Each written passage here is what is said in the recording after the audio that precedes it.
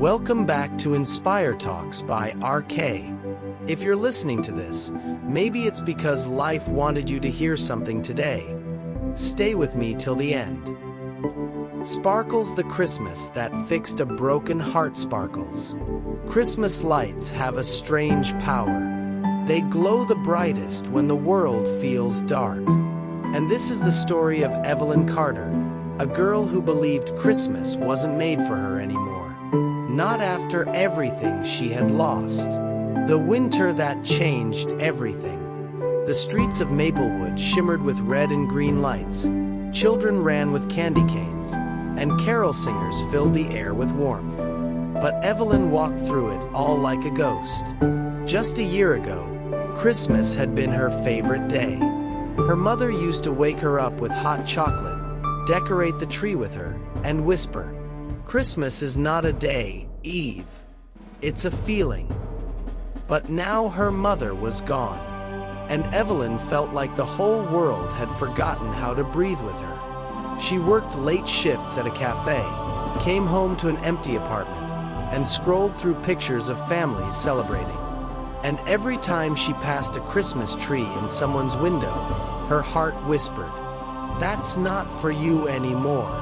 But fate had other plans.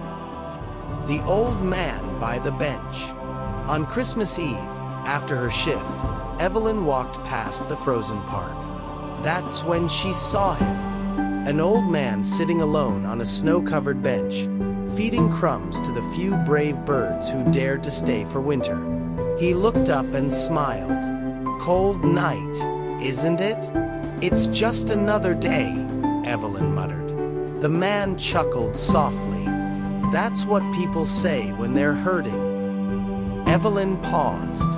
His voice was gentle, disarmingly gentle.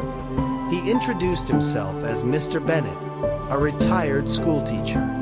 "Why are you here alone?" she asked. "Because every Christmas Eve, my wife used to sit with me on this bench.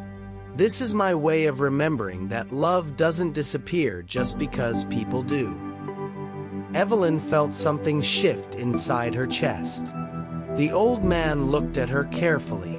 "And you, why does a young girl carry sadness heavier than this winter?"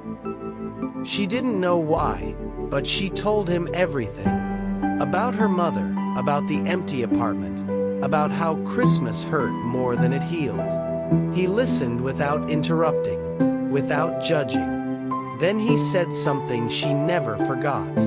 "You don't honor people by mourning them forever, child. You honor them by living the moments they wanted you to have." The gift she didn't expect. Before leaving, Mr. Bennett handed her a small, wrapped box. "You don't have to open it now, but open it before midnight." She walked home with the gift in her pocket, feeling warmth for the first time in months. At 11:58 p.m., she opened it. Inside was a tiny golden bell, delicate, shining, beautiful. Attached to it was a handwritten note. "For when the world feels cold, ring this, and remember you are loved, even on days you cannot feel it." Her hands trembled. She cried. But this time, the tears didn't break her. They freed her. The bench again. On Christmas morning, Evelyn ran back to the park, holding the bell. But Mr. Bennett wasn't there.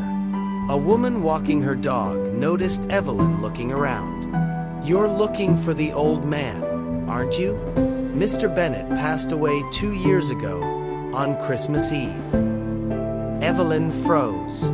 Tears filled her eyes, not from fear, but from an overwhelming sense of something divine. She looked at the bell in her hand. It was warm. Some people come into your life briefly, but they leave gifts that last forever. Maybe her mother sent him. Maybe life sent him. Maybe Christmas sent him. But for the first time in a long time, Evelyn felt Christmas again. She smiled and whispered, "Christmas is not a day. It's a feeling."